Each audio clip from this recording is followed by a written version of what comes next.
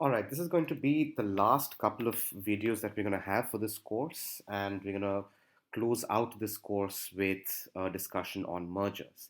And to do that, we're going to use the Vodafone Idea merger that took place a few years back. We'll do a case study on that, right? All right, so straight to it. What do we need to do? What do we need to understand in terms of a merger? That there will be two companies. For for purposes of simplicity, we're going to assume that both of these companies have only assets, liabilities, and shareholders. Although we might see at eventually that it's far more complicated than that. But effectively, we need to have company A and company B come together in terms of their assets, liabilities, and shareholders, where eventually the resultant company is a combination of both the erstwhile companies. So how do we do this? We use a very simplistic model where company A is, we call them the transferee, and company B we call the transferor, where company B will transfer all of its assets and liabilities to company A. So company B transfers its assets and its liabilities. At this point of time, company B is effectively a shell company, right? And company B has lost out on all of its value, and therefore the shareholders of company B must be compensated, for which company A will then issue fresh shares to the shareholders of company B. Right? So that's the mechanism of how it works. What's the legal documentation? A scheme of arrangement. It's a formal document that is to be prepared by the board of directors of both the companies and submitted for review. Now, this has to be approved, of course, by the shareholders, creditors, and the final sign off from the National Company Law Tribunal. Now, the scheme of arrangement contains terms and conditions for the transfer from the transferor company to the transferee company of not just assets and liabilities, but also permits, contracts, employees, and legal proceedings. So, effectively, all that belonged to the transferor company will now belong to the transferee company. Um, and of course, this scheme of arrangement will also include an issue of shares to the shareholders of the transferor company. Right. So this is the basic overview of a scheme of arrangement and of how the merger mechanism works. We will, of course, now take a look at what happened in the Vodafone Idea merger. So now let's take a look at what happened in the Idea Vodafone India merger.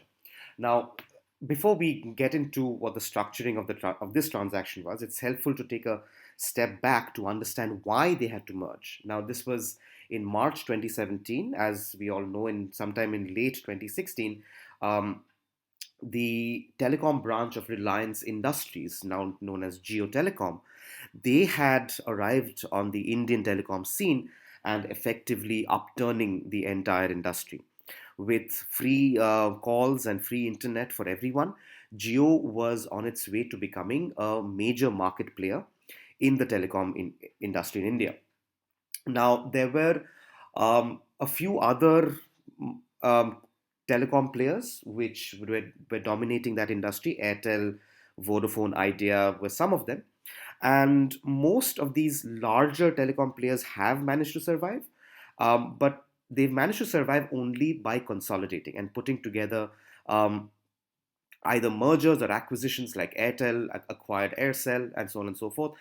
Idea and Vodafone decided to merge in order to maintain a strong market position. Now, as we'll see, Idea Vodafone would have eventually become India's largest India's largest telecom player, um, and and continues to be the same till now. Let's take a look at what their initial shareholding structures were. So we are just concerned with the shareholding structures and how they managed to merge themselves. So I'm just going to quickly flip through this. We'll come back to the rest parts of it a little later. So let's look at Vodafone's shareholding structure in March 2017.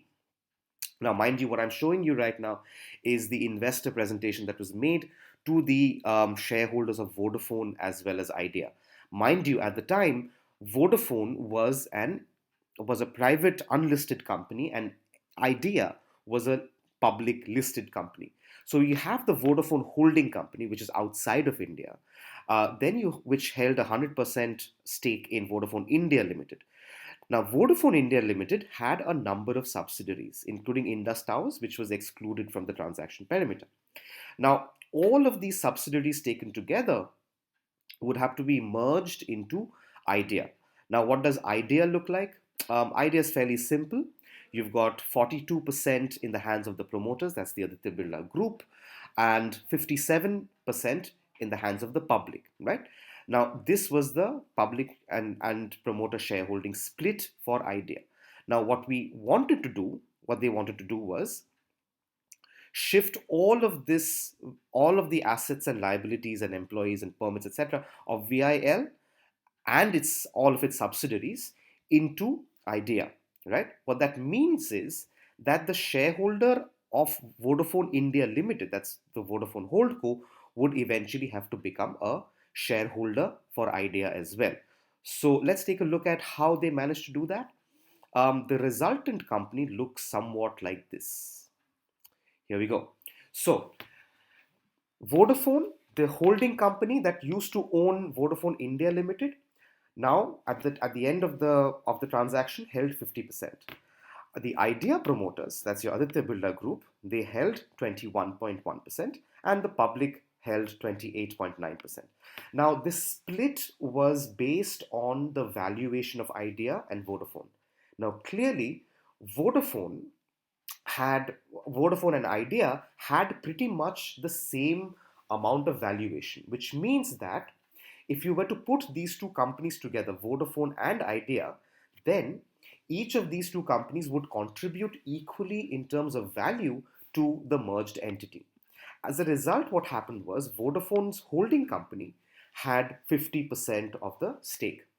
Now, because Idea, the original company, was a public listed entity and it had close to 57% public shareholding, the public shareholding got diluted down because we had to issue shares to Vodafone.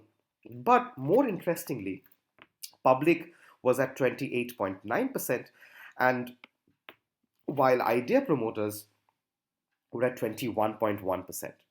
What this means is that somebody who used to be a promoter of this merged entity is no longer in a position to even stop a special resolution. So as part of the negotiation, as part of the scheme of arrangement, Idea and Vodafone agreed that Idea should be able to buy an additional 4.9% from Vodafone, thus reducing Vodafone's seemingly majority stake from 50% to 45%, and giving Idea promoters the opportunity to actually stop a special resolution. Now, interestingly enough, also because you're agreeing to buy up to 4.9% in the merged entity, this does not trigger the takeover code. That's one. Second, because Idea, the Aditya Birla Group, is not has been named as a promoter alongside Vodafone, they will still not trigger the takeover code. So the takeover code has a number of exceptions where if I'm a promoter and if it's a transfer between promoters, we will not be triggering the takeover code. Let's look at how they've managed to set up the partnership.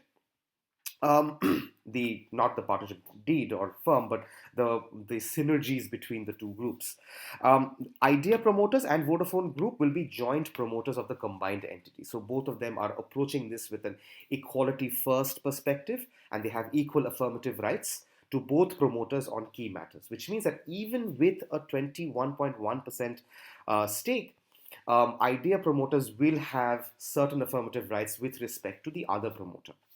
An equal representation from both the groups, 12-member board with 6 independent directors, equal representation from both the Vodafone as well as Aditya Birla, and the chairman, of course, is Mr. Kumar Mangalam Birla. Eventually, what they were looking at as an equalization of shareholding, right? So Aditya Birla Group would have the right to acquire considerable amounts of shares from the Vodafone Group till such time as they are not able to do so. These affirmative voting rights will be at play, and they will be exercised jointly by both promoters.